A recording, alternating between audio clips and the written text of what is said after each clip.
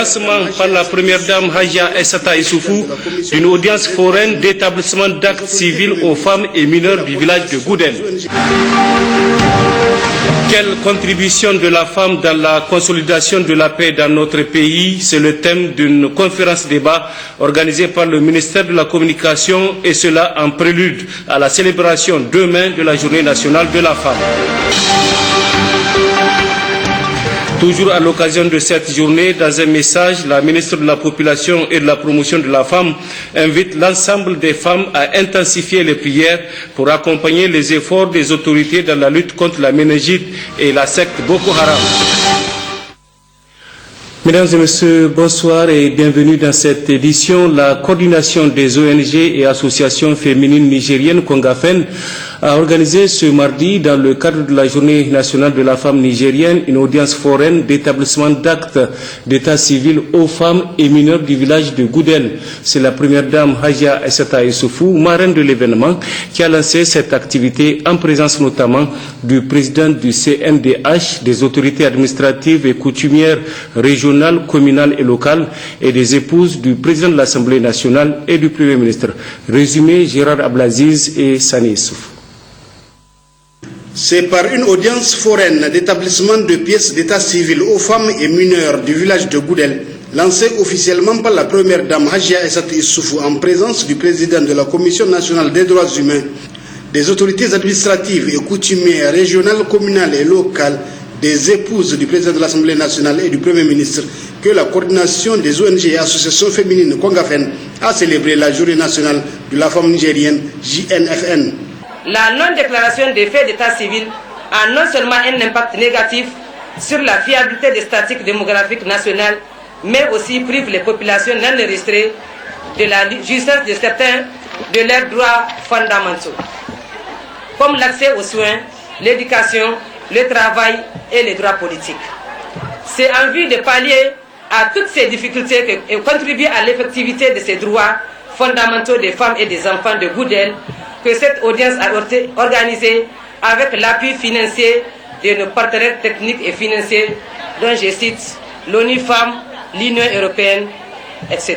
La première dame Hadja Aïssata Issoufou, présidente de la Fondation Gourivi Meilleur et marraine de cette audience foraine, a d'abord plaidé une fois de plus en faveur de la scolarisation des filles, solution à beaucoup de difficultés que rencontrent les femmes nigériennes aujourd'hui, avant de rendre un hommage mérité à la Congafen. Il est important aussi de souligner que les efforts de la Congafen et ses partenaires viennent en appui à ceux du gouvernement de la 7e République afin de munir tous les Nigériens d'une pièce d'état civil permettant aux détenteurs non seulement de jouir de leurs droits civiques, mais aussi de jouer pleinement leur devoir de citoyen.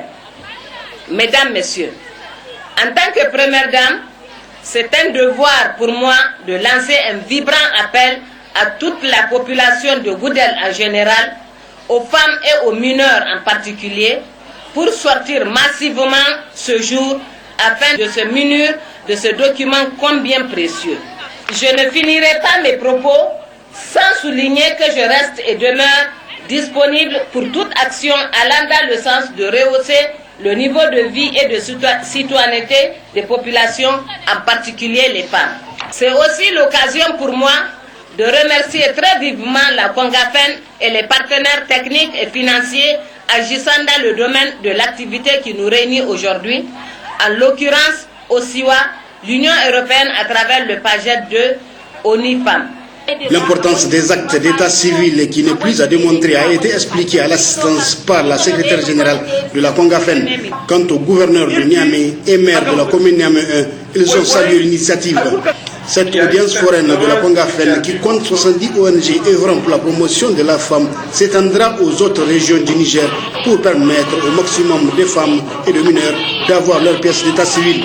Notez que la Congafen a saisi l'opportunité pour rendre publique une déclaration de soutien au FDS et collecter des fonds pour les veuves des militaires tombés à Karamga. La symbolique somme mobilisée a été remise à Imran Mega, président du comité de soutien au FDS. Demain, 13 mai, notre pays célèbre donc la Journée nationale de la femme qui a pour thème cette année participation politique des femmes au Niger. À cette occasion, la ministre de la Population, de la Promotion de la Femme et de la Protection de l'Enfant a livré un message dans lequel elle invite l'ensemble des femmes à intensifier les prières collectives et les invocations pour accompagner les efforts des autorités dans la lutte contre l'épidémie de la méningite et la nébuleuse Boko Haram. Compte rendu Hamsatou Mamadou et Baroukova. La journée nationale de la femme nigérienne, c'est un rappel, a été instituée depuis 1991 à l'occasion de la marche historique des femmes pour revendiquer une meilleure représentation au sein de la commission préparatoire de la conférence nationale souveraine. La commémoration de cette journée a pris une nouvelle orientation depuis l'avènement de la 7e République. Elle consiste à instaurer un climat de confiance et de sérénité entre les femmes, y compris celles responsables des associations religieuses. C'est là dans le souci d'amener les femmes nigériennes à faire des réflexions approfondies sur les questions de l'heure. Pour l'édition 2015, qui coïncide avec l'année préélectorale pour le Niger, le thème retenu par notre département ministériel est « Participation politique des femmes au Niger ». Par ce thème, il s'agit entre autres d'amener les Nigériennes à bien comprendre l'importance de leur implication et de leur engagement dans la vie politique. Nous demandons à nos sœurs de s'apprêter à s'investir davantage afin non seulement de se porter candidates aux différents scrutins, mais aussi et surtout de réunir autour d'elles suffisamment de voix afin qu'elles soient élues dans des conditions qui forcent le respect et la considération.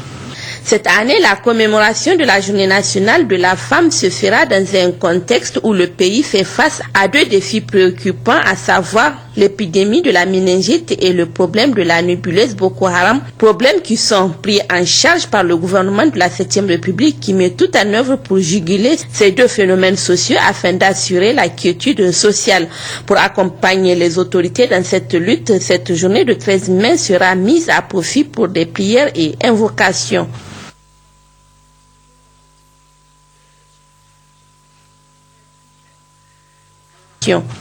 Nous aurions voulu une fois de plus encore fêter ce 13 mai dans des circonstances plus heureuses, n'eût été ces deux malheureux phénomènes sociaux qui éprouvent tout le peuple nigérien, qui en ce moment continue de faire des prières.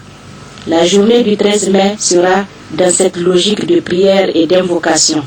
Et nous invitons toutes les oulémas, toutes les épouses, toutes les mères et toutes les filles à faire donc de cette journée celle de la compassion entre toutes les citoyennes et tous les citoyens au vu de l'épidémie de la méningite qui sévit actuellement dans certaines villes de notre pays et qui a fait plusieurs victimes.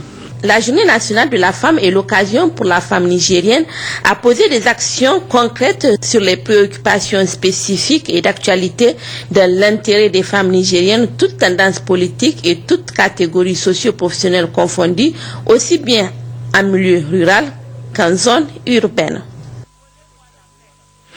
Orange Niger, à travers les bénévoles de sa fondation, vient d'effectuer à son siège ce jour une campagne de don de sang. Il s'agit de la deuxième opération du forum, en prélude également à la fête nationale de la femme célébrée demain. Compte rendu, Seni Soumaïla Ibrahim et Issouf Soumaïla. Le don de sang, un geste qui sauve. Inspiré par ce slogan plein d'enseignement et d'humanisme, le personnel de l'opérateur de téléphonie Orange Niger, à travers la fondation du même nom, se l'approprie par cette campagne de don de sang. Une campagne qui réconforte le premier responsable de la société quant à la responsabilité sociale de l'entreprise. Aujourd'hui, ces mêmes salariés s'impliquent davantage à travers cette campagne de don de sang. C'est évidemment très important parce que quand on regarde tous les besoins manifestés par les autorités et les besoins des structures hospitalières, c'est important de permettre de disposer ne serait-ce que de quelques unités permettant donc de sauver des gens qui seraient dans le besoin. Donc je voudrais vraiment les féliciter et les remercier pour cet engagement parce que ça traduit vraiment le fait que la RSE chez Orange, ce n'est pas simplement l'action de la fondation ou d'Orange, mais c'est vraiment l'action de tout le monde, y compris des salariés. Tour à tour, les bénévoles de la fondation Orange ont fait la queue pour donner de leur sang avec pour espoir qu'il sauvera des vies et en guise de cadeau à la jeune féminine nigérienne qui commémorera sa journée ce 13 mai.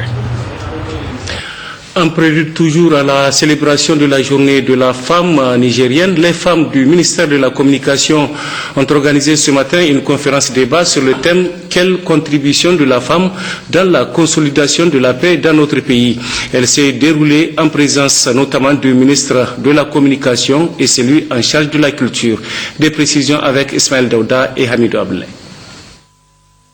Apporter leur contribution dans la consolidation de la paix au Niger, c'est dans cette optique que les femmes du ministère de la Communication organisent cette conférence débat animée par d'éminentes conférencières. Il s'agit notamment de Maria Maketa, ancienne présidente du Conseil supérieur de la communication, et de Mme Garba Maïmouna, conseillère du ministre de la Population. Cette conférence se veut ainsi un cadre d'échange et d'information et a permis aux participantes, à travers des exposés enrichissants qu'elles ont reçus, de poser soit des questions d'éclaircissement, soit des contributions. Une initiative saluée par le ministre de la Communication et celui en charge de la culture venu soutenir son homologue. La femme a un rôle important à jouer dans la consolidation de la paix. C'est du reste ce que font quotidiennement les femmes dans leur rôle d'épouse, dans leur rôle de mère. Donc c'est un travail quotidien. Je voudrais donc au nom du personnel, de l'ensemble du personnel masculin du ministère de la Communication et de relations avec les institutions, à souhaiter une très bonne fête aux femmes du Niger et en particulier celles du ministère de la Communication et des relations avec les institutions. Ensuite, ces femmes se sont dirigées en direction de l'orphelinat de l'ONG Aliyatama, où elles ont remis une contribution symbolique de 200 000 francs pour aider ces orphelins dans leurs activités quotidiennes. Toute chose qui n'a pas laissé indifférents les responsables de cet orphelinat, qui leur a par ailleurs rassuré d'une bonne utilisation de la contribution qu'elles viennent de mettre au profit de ces orphelins. De son côté, la cellule genre et population de la présidence de la République a initié en cette veille de la journée nationale de la femme nigérienne une conférence débat sur la participation politique de la femme, mais aussi sa participation aux prises de décision à travers les planifications nationales. Une rencontre qui a enregistré les représentantes et les représentants des différentes cellules de la présidence de la République. Abad Amiti, Salif Garba. La participation de la femme dans le développement a été le thème choisi. Quelle contribution la femme politique ou celle placée dans les instances décisionnelles ont été les sujets développés. Actualité oblige, la situation sanitaire, celle sécuritaire ont été évoquées par la directrice de cabinet adjointe en second du président de la République. Mais la question de la position de la femme sur l'échiquier national est aussi d'actualité en cette veille de fête. Dans moins d'un an, nous allons entrer dans une nouvelle phase d'échéance électorale. Échéances électorales pour lesquelles il nous faut une grande implication, autant des hommes, mais surtout des femmes. La participation politique des femmes renvoie aussi à l'engagement et à l'implication à la prise de décision dans toutes les sphères, autant dans les partis politiques qu'au niveau de la gouvernance politique et administrative. Il vous souviendra que les résultats du recensement général de la population et de l'habitat de 2012 ont fait ressortir que les femmes représentent à peu près 50,6% de la population globale. Mais quand on établit les statistiques, dans toutes les instances de prise de décision, on est très loin de cette proportion au niveau de la population féminine. Deux conférences ont caractérisé cette rencontre des femmes de la présidence de la République. La première présentée par Mme Yacouba Hadiza Ousseni, directrice de cabinet adjointe en second du président de la République, a porté d'abord sur la politique dans son essence et ses différentes formes de pratique. Le combat des femmes nigériennes d'avant la démocratie, pendant la conférence nationale et en cette ère de démocratie a ensuite été évoqué. La convergence des combats des femmes au-delà des partis politiques ainsi que les engagements à tous les niveaux pour proposer ses idées, ses visions et participer à l'orientation des objectifs. La deuxième conférence a porté sur la participation des femmes dans l'instance décisionnelle, l'importance des postes et la responsabilité octroyée aux femmes, la participation des femmes dans la planification à tous les niveaux, les combats quotidiens des femmes sur le terrain sont les défis relevés par le JAR présenté par Hajia Indatou Labo du ministère du Plan Femmes Leaders. Le débat qui s'en est suivi a proposé des stratégies de renforcement de la présence de la femme, appui aux femmes vulnérables, scolarisation de la jeune fille, solidarité entre les femmes nigériennes, soutien des leaderships féminins aux plus jeunes, combat pour l'amélioration de leurs conditions de vie, former les femmes en matière de leadership, sensibilisation et formation des femmes rurales, entre autres des propositions pour relever les défis et marquer la touche féminine sur l'échiquier national. Cérémonie de remise officielle de témoignages de satisfaction cet après-midi au ministère de l'Agriculture. Il s'agit de 3 anciens cadres ayant œuvré pour la bonne marche de ce département ministériel qui ont reçu les félicitations du ministre d'État Medaj Alambey. Récit Sidikali. Abdou Chebou Danfoussan, ancien secrétaire général du ministère de l'Agriculture, Abou Achabi, coordonnateur du CONACIRS, et Alaïj Bello Boubacar, ancien président du réseau national des chambres d'agriculture du Niger, ont été honorés cet après-midi en recevant des mains du ministre d'État de l'Agriculture, M. Medaj Alambey, ce précieux document qui sanctionne une glorieuse carrière professionnelle au service du Niger. Anciens cadres ayant fait leur preuve au sein de ce ministère stratégique, ces 3 personnalités ont su mériter toute notre reconnaissance, a indiqué M. Medaj Alambey, devant tous ses collaborateurs et surtout du ministre de l'Élevage, Alaïd Ousmane, invité pour la circonstance. À leur nom à tous et au moins propre, que je délivre le témoignage de satisfaction officielle à chacun d'eux.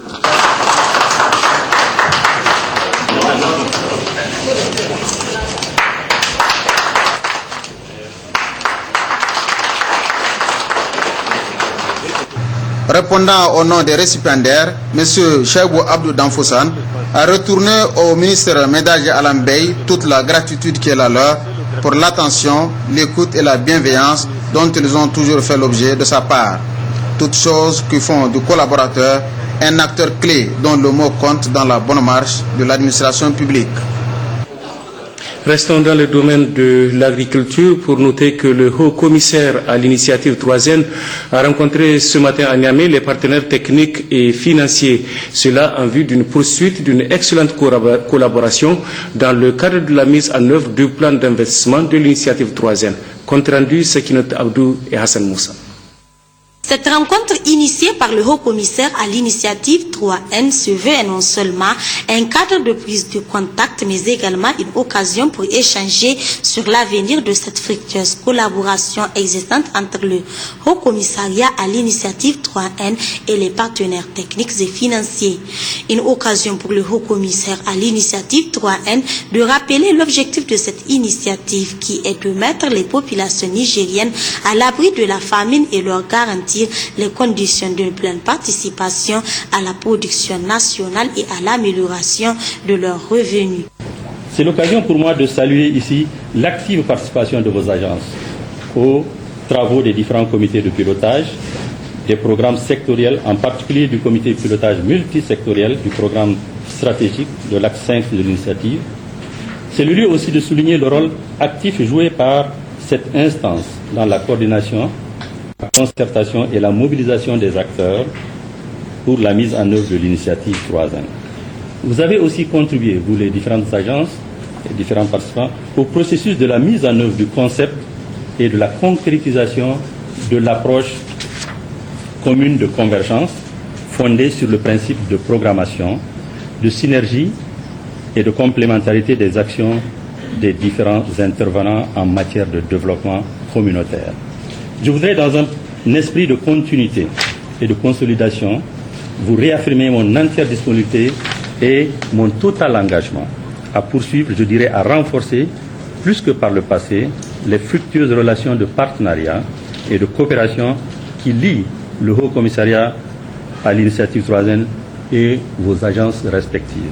En réponse au haut-commissaire à l'initiative 3N, le vice-président du comité multisectoriel de pilotage CPMC a félicité le haut-commissaire avant de revenir sur quelques points évoqués par ce dernier et réitérer à son tour la disponibilité des partenaires techniques et financiers à œuvrer pour le rayonnement du secteur. Cette rencontre a permis non seulement de saluer les efforts de tous les acteurs, mais également de rappeler que l'année 2015 pour l'initiative 3N est une année qui marque la fin du premier programme d'investissement 2012-2015 et celle de l'élaboration du projet programme d'investissement 2016-2020. La ministre des Enseignements secondaires assurant l'intérim de son homologue de la santé a procédé ce matin au CES Lazare de Niamey au lancement de la campagne de vaccination contre la méningite au profit des élèves des collèges et lycées. C'est au total 30 000 vaccins qui ont été mis à la disposition du ministère pour cette campagne qui concernera les écoles qui sont dans les zones les plus touchées par l'épidémie. Mahmoud Adamou, Mariam Adakou. Après les élèves du primaire et ceux des quartiers qui se trouvent être les couches les plus vulnérables, c'est au tour des élèves des collèges et lycées de bénéficier de cette vaccination contre la méningite. En lançant officiellement cette campagne au CS Lazare de Niamey, la ministre des Enseignements secondaires ayant donné le coup d'envoi a, au nom de son homologue de la santé empêché, tenu à expliquer aux élèves les raisons ayant fait en sorte qu'un retard soit constaté dans le lancement de ces actions de prévention en faveur des plus de 15 ans. Elle a également tenu à encourager les équipes de santé. Comme vous savez, les vaccins contre la méningite, c'est difficile à trouver. Il n'y a pas de disponibles. On a pris ce qu'on peut trouver dans la sous-région. On a donné priorité à une frange de population, mais ce n'est pas parce qu'on ne veut pas vous vacciner. Il faut le comprendre. Je voudrais aussi appeler les élèves à être vraiment très calmes, à se tranquilliser. Parce qu'on a constaté qu'il y a des élèves qui refusent de rentrer en classe. Nous sommes en fin d'année, ce n'est pas ça la solution. Il y a beaucoup qui sont en classe d'examen, il y en a beaucoup qui doivent finir leur cycle pour passer au cycle supérieur. Je vous invite à être assidus au cours pour pouvoir vraiment finir l'année en beauté. Donc je profite pour remercier cette équipe technique et les encourager à avoir beaucoup de patience parce qu'être avec les enfants, ce n'est pas facile. Merci beaucoup. Merci. Élèves et parents d'élèves saluent le lancement de cette campagne. Cette campagne de vaccination contre la méningite permettra à coup sûr de mettre un frein à cette épidémie qui a fait beaucoup de victimes en un laps de temps. Le ministre de la Santé publique par intérim, Mme Betty Aïchatou, a par ailleurs présidé ce matin à Niamey un forum national sur la surveillance des décès maternels et riposte, une initiative conjointe gouvernement UNFPA, première du genre, qui réunit tous les acteurs des différentes régions impliquées dans la santé maternelle. Jocelyne Amoussou, Askou Jibrila. Un film pour conscientiser sur l'implication de tous dans le combat contre le fatalisme observé dans les décès maternels. Un film qui, en fait, retrace le risque du décès d'une jeune fille de 18 ans morte en couche. Un décès comme autant d'autres qui peut être évité selon l'UNFPA. Il y a toute une amalgame de choses qui est liée, si vous voulez, à cette question de mortalité maternelle. Il y a le droit à la santé, le droit à l'éducation, le droit à la vie, simplement. On parle de décès évitable. Décès évitable, pourquoi? Parce qu'en ce moment, cela voudrait dire que la fatalité ne compte pas. Le décès est évitable de par les progrès de la science au fil des ans. Et si le décès survient, ce n'est plus une fatalité. Et avec les actions que nous sommes en train de mener maintenant, les audits des décès maternels où nous voulons de la communauté jusqu'au niveau des formations sanitaires, essayer de recenser et que la notification, que chaque décès maternel soit notifié. Et nous voulons aller même jusqu'à ce que, au niveau du ministre de la Santé publique qu'il puisse régulièrement rendre compte en Conseil des ministres de la situation de ces décès maternels, des cas notifiés, parce que dans certains pays, nous avons vu, ils ont tellement réduit la mortalité maternelle que quand il y a un seul décès maternel, ça nécessite le déplacement du chef de l'État. L'audit, une porte de sortie pour comprendre les causes du décès maternel dont la majorité sont méconnues. Et pour y parvenir, l'UNFPA appelle les leaders traditionnels et religieux à contribution. Vous devez dans vos villages et hameaux signaler tout décès afin qu'il soit comptabilisé à l'état civil. Le ministre de la Santé publique par intérim rebondit sur le sujet et précise que la notification des décès maternels doit être suivie d'actions concrètes. C'est ainsi qu'en 2013, sur 1336 décès maternels notifiés, seulement 311 cas ont été audités, soit 23%. Et le nombre d'audits suivis d'actions est sûrement plus bas. C'est dans ce contexte que ce forum intervient afin de faire le point des interventions déjà mises en œuvre pour la notification des décès intra-institutionnels, jeter les bases de la notification des décès survenant au sein des communautés, mais également partager des expériences des pays frères en matière de surveillance et riposte aux décès maternels. La plupart des décès maternels peut être évités, reconnaissent les différents acteurs. Il s'agit de mettre en place et à temps les interventions vitales, curatives ou préventives et surtout une analyse systématique de la qualité des soins médicaux. Et ce forum national est un grand pas dans ce sens.